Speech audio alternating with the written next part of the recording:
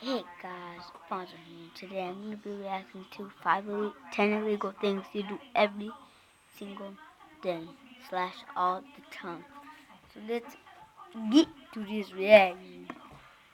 I got that from Skyby Ray. While most of us try and be good law-abiding citizens most of the time, we people are watching this like my balls.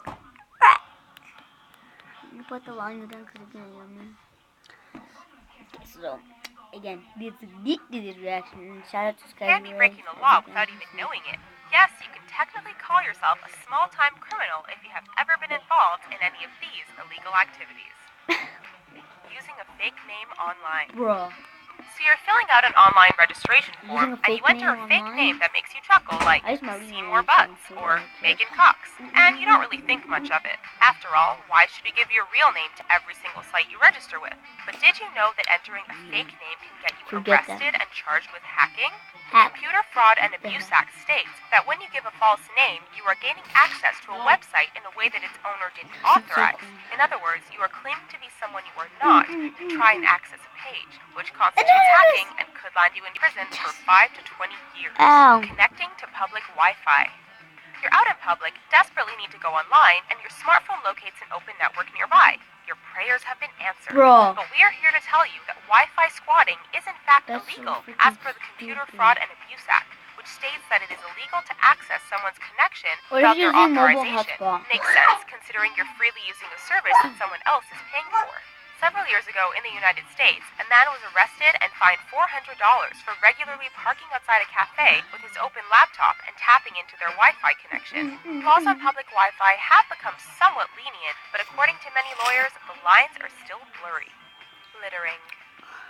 You might casually toss that empty wrapper on the ground without thinking much of it, but watch out, you litter bug, because in many North American cities, littering is a criminal offense. In California, for example, the punishment for a first-time litterer begins with a $100 fine and 8 hours of picking up roadside litter. In Washington State, throwing a lit cigarette on the ground is considered a Class B misdemeanor, with a fine of up to $2,500 and 5 years in prison. Throwing trash in water, on highways, and on properties is considered a Class A misdemeanor and carries a maximum fine of $6,250 and 10 years in prison. Betting with friends. Ever wanted to make a $2,000 bet with some of your friends? In case the thought ever crossed your mind, beware.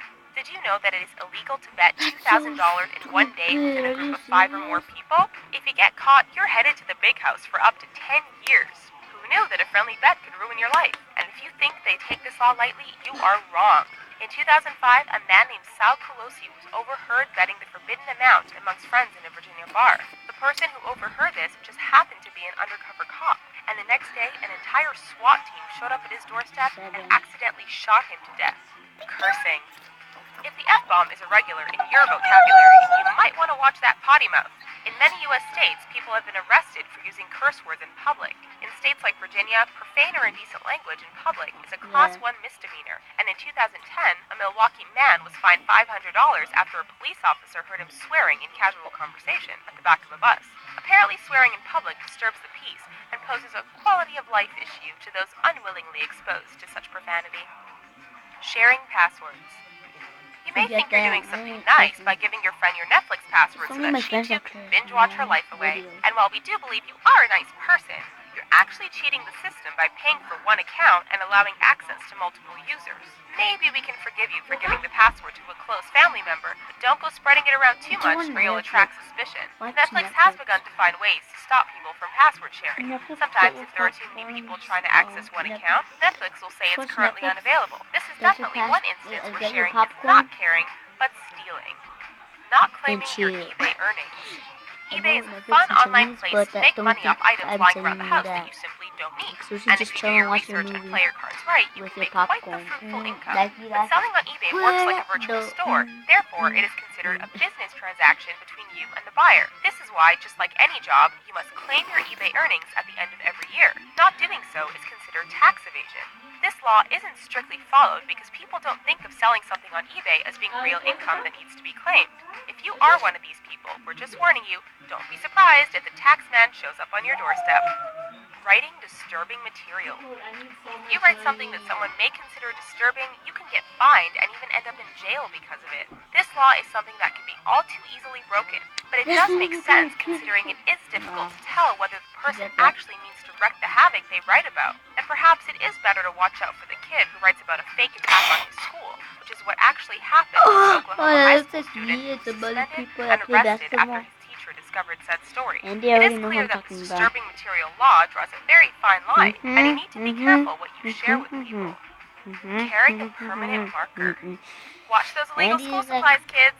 If the cops decide to check your bag and find you with a permanent marker, they may have the right to haul you away. According to most anti-graffiti laws, it is illegal to carry broad-tipped indelible markers, and it is also a crime to buy permanent markers for someone under the age of 18, as they can be used for acts of vandalism. These laws are in effect in many U.S. states, from New York all the way to California, and seem somewhat silly given that there are many other more dangerous ways you can commit acts of vandalism if you really wanted to. Come on, fess up. What have you done? Probably most of them, right? How do you feel? Some of these were messed up anyways. See you later, guys.